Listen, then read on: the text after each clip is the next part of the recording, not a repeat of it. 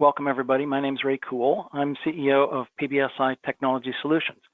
Today, we're going to talk about how to defend against hacking techniques that are some common and some advanced. And I want to give a heads up thank you in advance to our security partners, KnowBe4, where content has been derived for some of the hacking techniques that otherwise we'd be less than aware, I'm thankful to say. So welcome, glad you've joined. So our content today will be straightforward. We're going to talk about security threats, both common and advanced. And we'll review the advanced techniques that we're going to describe and identify why they're important, how you might become vulnerable, and what to do about them. So we'll review email protection, what are the strategies, and then other general defense strategies that will help prevent and limit damage if we are attacked. So many of you, thank you very much, have been longtime PBSI clients. I recognize many of your names, and a hello, and thank you for your long-term partnership. Some of you, this is your first exposure to PBSI. So we are a technology provider with a specialty in security, and we support hundreds of customers in Ohio, Kentucky, and Indiana. And I'm very blessed as CEO of PBSI to be able to say large percentage of our staff have been long-standing PBSI employees. We're constant learners, so our experience grows, but I know that knowledgeable people help clients, and that's our goal. So especially that we're going to talk about today is security monitoring, security services. And the goal of this, as every webcast we do, is education. Yes, we have products and services to sell, but the goal that starts most of the content that we deliver is this is information we think clients should know. So if you've seen other PBSI webcasts, you'll recognize this screen possibly, and I in fact am going to do a dark web exposed password check. So this is a check that involves a security tool where PBSI pays a monthly fee to be able to access this information. And where we're going is to the dark web, where unless we had access to this, none of us have access to the dark web. This is where the bad guys live. You need a Tor browser to get here. And I'm going here and I'm going to search on the dark web for the domain pbsinet.com. So we can do this for any and every domain. If we haven't done a search for you, ask us. We used to charge for this. We now do these searches for free. And what you see as way of demonstration is that there were, I didn't pay attention to the number, 58 passwords or something exposed that are all PBSI passwords. So some of these, the password is not exposed, but some of them it's exposed and in some cases cracked, and we can go on and on. My first exposure to this tool was when I saw a demonstration and saw that what used to be years and years ago, my normal password, which I no longer have a normal password, but when I saw it exposed here, I thought, oh my gosh, this is incredible. I had no idea.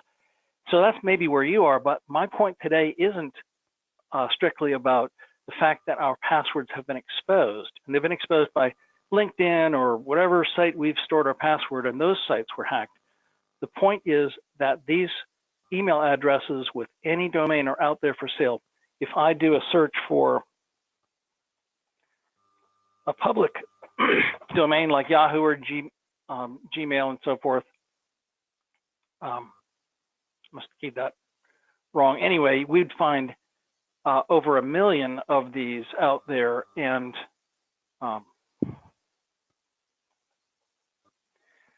it's one reason we recommend that in a professional organization, a business or a medical office, nonprofit, that you don't use Gmail or the like, because these are high targets. So what you can see here is that Gmail has 444 million compromised credentials out there, and where many of the passwords at PBSI were not exposed, these have been exposed because there's so much interest. Any cracker out there who's a bad guy is going to want to go and and crack into Gmail before they're going to want to try pbsinet.com. So keep this in mind. My first demonstration point here is that our email addresses, all of ours, are out there for sale. And this is something that hackers will use when we talk about email hacks. So most common threats that we have seen from public sources: email phishing attacks, by far the largest; ransomware attacks, very damaging when they occur; internal accidental exposure of data. This happens on a daily basis in a lot of organizations where we leave our screen on or so forth, but it can be worse where we send information by email or expose files. You've seen some public examples very recently about not just Facebook, but other organizations that have left massive amounts of data exposed on public sites by accidental exposure from an employee's just lack of knowledge. Loss of data, thumb drives, laptops, and then unprotected devices that are increasingly a threat to all of us. These categorized as the Internet of Things. These could be medical devices, ultrasound machines, they could be refrigerators, televisions, any kind of device that has an internet connection. They are a path into our network. So we'll talk about particularly those that come from email today, but the context of email security is set in the idea that overall security includes setting our firewalls to filter things very specifically, and you'll see why this is important in some of the things that we'll talk about. Endpoint PC protection. This is where we make sure our PCs have up-to-date software patches, that there's active antivirus, that we have vulnerability scanning, because PCs are the place where the action is. That's where hackers attack. And if there's going to be lingering malware running, it's going to be at the PC level. So it's really important. So email protection software is increasingly a category that I have become completely certain that each one of us should do what PBSI has done, and what we're recommending to clients is that we go to Office 365, at least the Exchange Online and Advanced Threat Protection component, and you'll see why I say that. Email protection software is an increasingly key element of protection. So customize employee access so that we limit permissions, and the reason this is important is if a PC is compromised, the permissions that that person has becomes very relevant to what they're, so if a hacker gets a hold of one PC with ransomware, then the entire network can be compromised unless the permissions of that employee have been limited in very important ways. So these aren't unimportant ideas. Having a vulnerability assessment done, an incident response plan, having a process of monitoring the devices that we have on our network, cybersecurity policies that have been considered and customized, and employees that have been trained. These are all really key elements. And employee training will become a theme in several of the things we're going to talk about. So I'm going to talk about 6 specific threats. One is very general, and that's phishing emails and malware launches. So this is the source of, depending on statistics you read, 70 to 90% of all successful attacks come from a phishing email where they successfully get an employee to click on the wrong thing and end up with some control. And a key defense against this is not a new element. This is something we've been dealing with for years and years. It just gets worse and worse. We must train employees how to evaluate emails for safety. So I'll come back to this. We have a set of information specifically about what do employees need to learn. And then here, my big thing about Office 365 Advanced Threat Protection, click filtering software. There may be other products out there. Frankly, I'm not aware of another product on the market, and I'm not a Microsoft fan per se. It's not I'm trying to get rid of all Gmail and have everybody use Microsoft. That's really not the case. But when Microsoft came out with this advanced threat protection for $2 a month as an add-on to Exchange Online or Office 365, this click filtering software means you click on a bad link or you open a bad attachment, and instead of getting a virus, malware, or ransomware, you get a message that says that was a bad link, you shouldn't have clicked that. And the protection it offers for the very low cost is just well worth it. And my context comes from so many clients where we do everything we can and the client does everything they can to be protected, and then someone clicks on the wrong thing and ransomware. And oh my gosh, do we need to report a data breach? This is like a disaster. And we would have done anything we could to draw the clock back and pay $2 a month for the last 10 years if we could just avoid what just happened today and we got our ransomware attack. So that's, big thing. So spear phishing. This is a variation of general phishing where a bad guy gains company email addresses. So you've already seen in my dark web search that virtually every company with a domain and anybody who uses Gmail has their email addresses exposed out there, many of them with passwords. So using various techniques, we'll talk about some in a bit. Once a hacker gains access to one email address in an organization and they know the list of others, then they have the ability to use that access to begin emailing employees from other employees. And ultimately, the successes here from the bad guy's perspective is when they've learned who the leader is in an organization and maybe who the chief financial officer is in an organization and somebody who's on the accounting staff. Once they've learned a little bit, then they can really be cleverly fooling. And we've had multiple cases among our customer base where the CEO requests from a CFO or similar role a wire transfer that was successfully executed and loss occurred. And it's just, again, a disaster. So what do we know about spear phishing and what can we do about it? So this graphic on the bottom of my screen identifies from KnowBe4 the number of mass phishing attacks that we encountered in a given time period, where far fewer targeted spear phishing attacks. So you need more information about our organization, you need to be a little more intentional in order to execute a spear phishing attack. But eye-popping numbers, the percent of emails that are opened in a typical phishing attack is quite low. 3% is actually a pretty high number. In a spear phishing attack, when the attack comes from the email address of another employee, so if it's Bob Smith at mycompany.com, it really is his email address, 70% of those are opened. So the value that can be gained when you can achieve a 70% open rate is much different. So emails that were clicked through went from 5% to 50%, and this is really where the damage can occur. And the total profit from a campaign goes up exponentially, as you can imagine. So what do we do to protect against spear phishing? One, train employees. Evaluate emails from coworkers, especially management, with a new filter. Hover over the email address, look at context, and if there's any request for unusual financial transaction to take place, confirm. Call the person, leave them a voicemail, send them a separate email, although that might not be effective if their email's been hacked. Make sure that people are aware. Okay, so spear phish test employees. This is a part of KnowBe4 service that we sell. It's $3 a month per employee for unlimited phishing and tracking. And it's not the only way to get training done, but there's no training as effective as a failure. When I have made a mistake and oops, I'm now categorized as a quote clicker in my organization because I clicked on a phishing email. It's a heads up and it really works.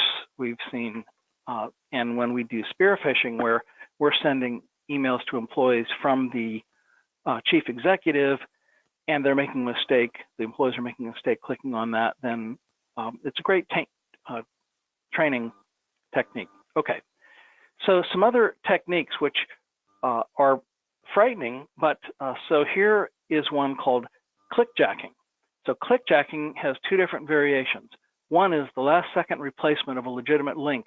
So if I want to click on this link and I go there at the very last second when my mouse gets there, clickjacking would replace the link that I'm trying to click on with something different. So if I go here real quickly and I don't hover over it, then I can make a mistake. So in this case, I'm going to also use this to demonstrate Office 365 Advanced Threat Protection. This is the $2 a month add-on I talked about. I'm going to click on this link, and it, in fact, is a bad link. So I click here.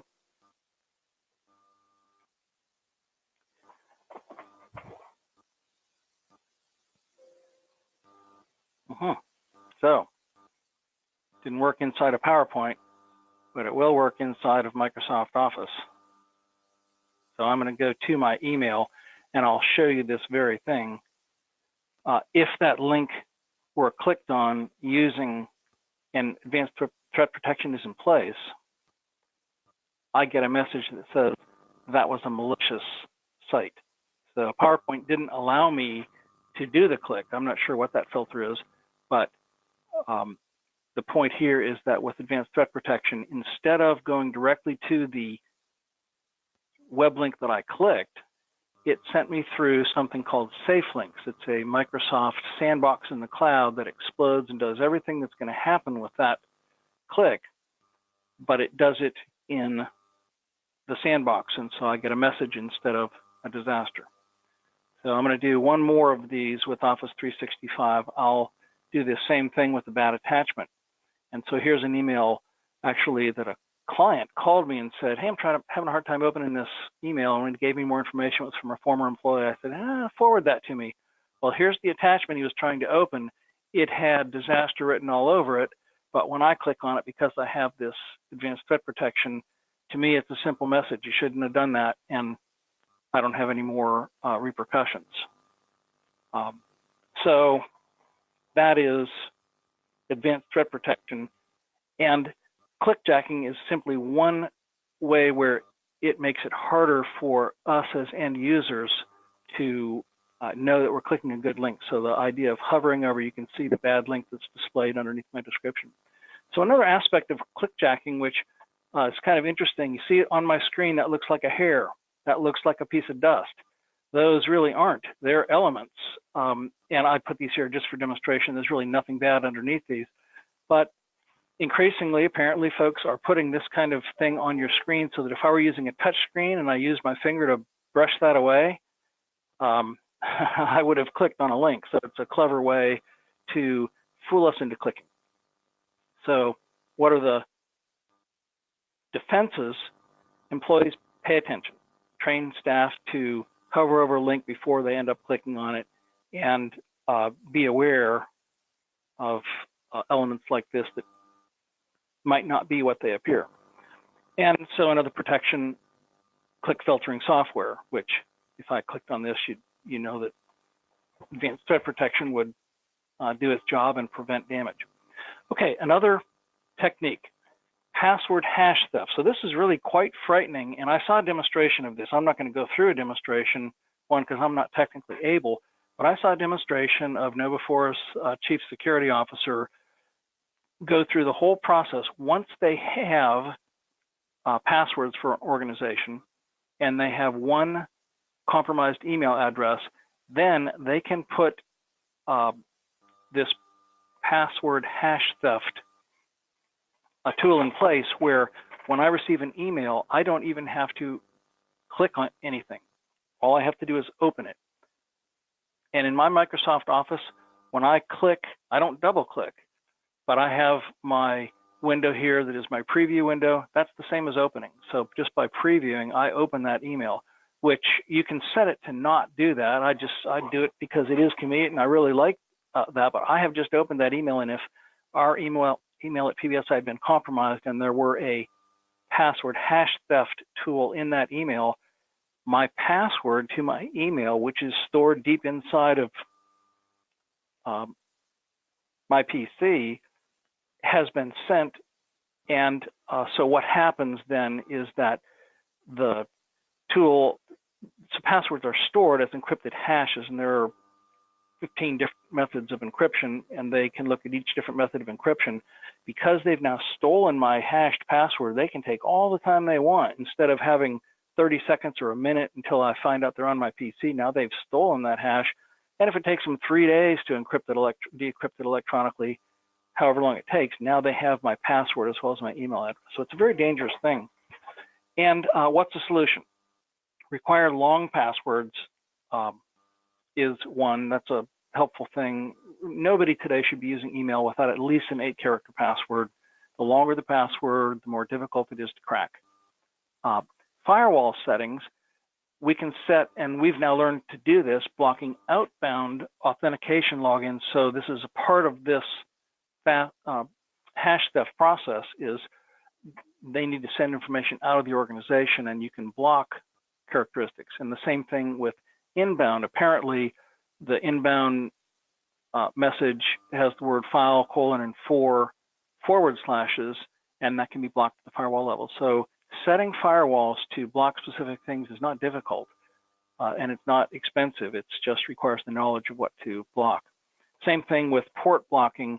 Many hackers assume that certain things like TCP/IP or TCP is on one, Telnet is on one port, and so forth. There are default ports for different kinds of activities, and setting your firewall to reroute those and use different ports just makes the hacker's job more difficult. So there are some things that we can do about it. Okay, a couple more, and then we'll move on to defenses. Password sprays. This, again, starts with a bad guy getting exposure to a list of email addresses in our organization, which Chamber of Commerce, a number of different ways they can do that. Then they can use a free hacking tool against an online portal, which Office 365 has one, Gmail has one, most email you can get to it via the web, and they execute a wide, low, and slow attack. So now, if they know the email password of at least one person in the organization, they'll try and use that password on every person, every email address that they come across. So it's really important that staff doesn't use the same password as each other, because they just make the job of the hackers extremely easy. But the fact is, this kind of long, wide, low, and slow attack can be executed on any email server, and it can take months as far as they're concerned. They are only going to do 1 or 2 guesses per day per email address. So another thing that can be done technically is to set the firewall to identify and block repeat sources of failed logins. This, again, is a simple thing to do at the firewall level, but otherwise there is no way to know if somebody's only failing 1 or 2 fails per day in guessing. So password sprays, dangerous. There's a solution. Rogue recovery. So many of us have seen examples of this. The idea is that we are fooled into believing that we need to recover something. So in order to execute a successful attack, a hacker needs only to have our email address and mobile number.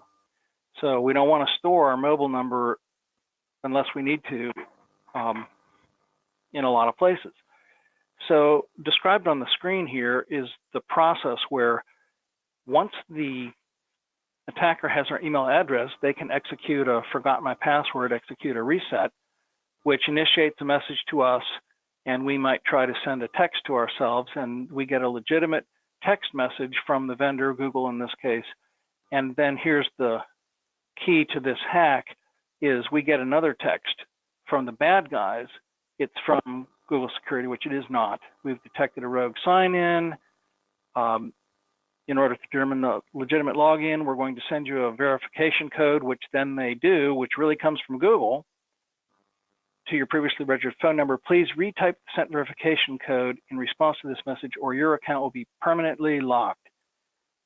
And they want you to type this there. So you got this valid reset code from Google.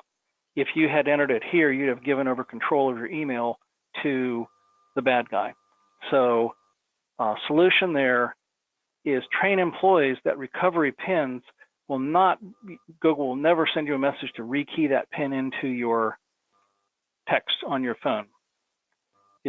So don't key recovery codes into SMS text. Instead, that recovery code should be keyed in to your PC in a browser and Google's legitimate recovery prompt. So phones are used increasingly in all kinds of bad ways. So another thing here to do is minimize the public posting of mobile phone number in sites where that can be gained. So you put your phone number on Facebook and they know your email address, all of a sudden they have information needed to execute an attack like this, and this is outside of the norm, which is why I'm mentioning it. So train employees about these kinds of attacks. Okay, so if we've been attacked, how would we know? Some things we might communicate to employees.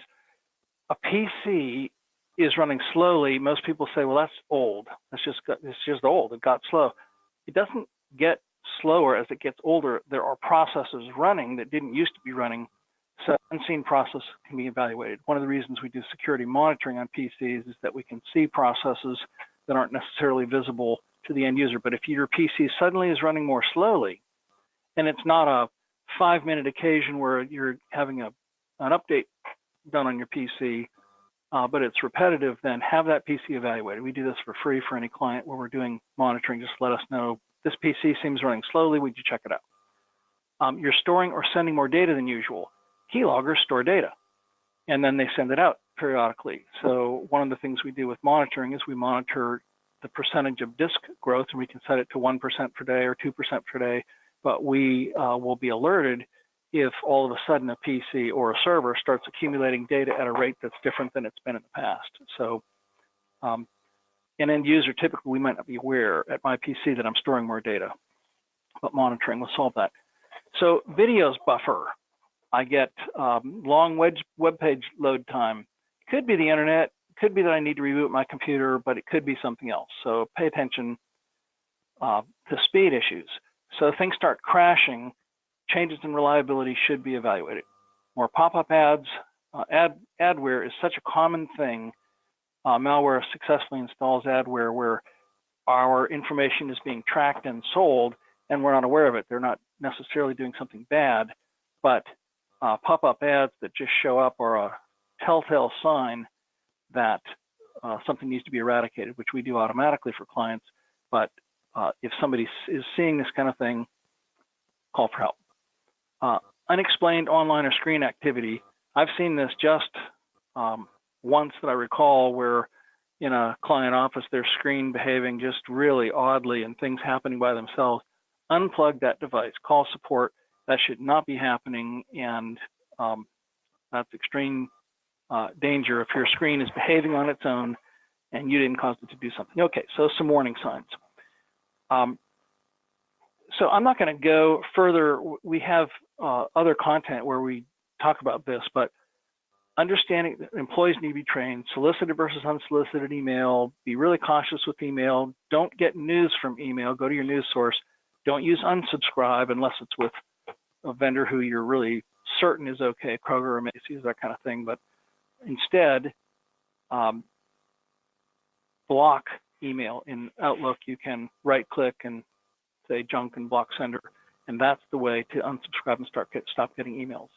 So there are other guidelines for email evaluation.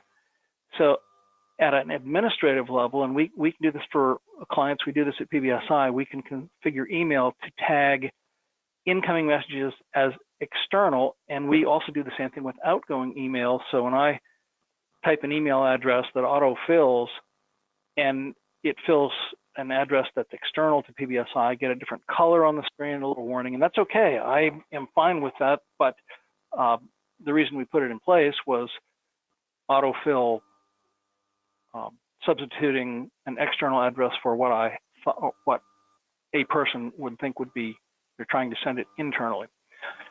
Make sure email addresses are unique, passwords are unique, and that you enforce minimum length.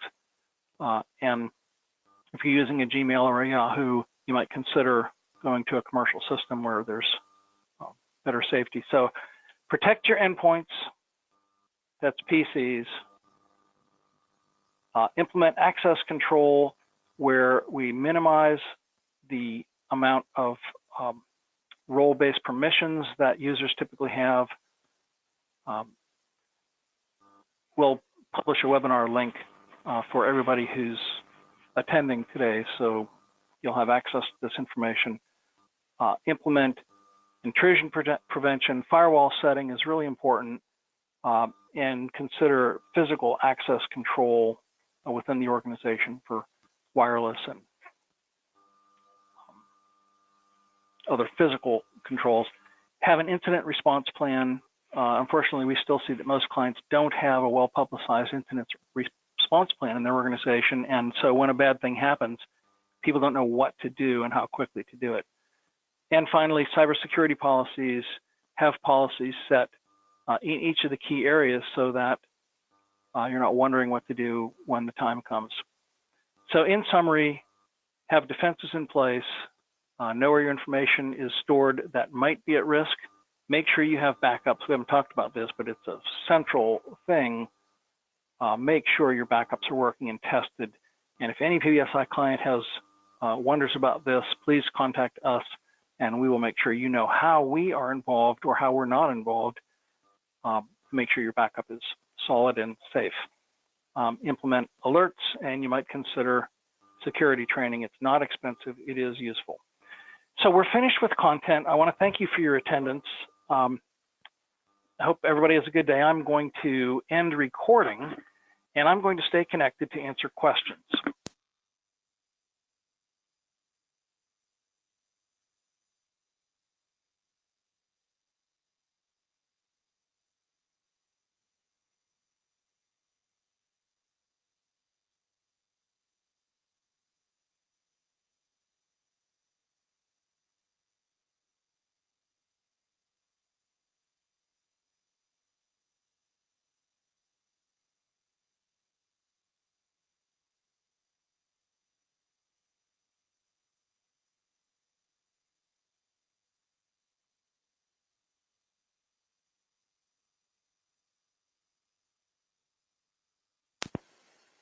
Sorry.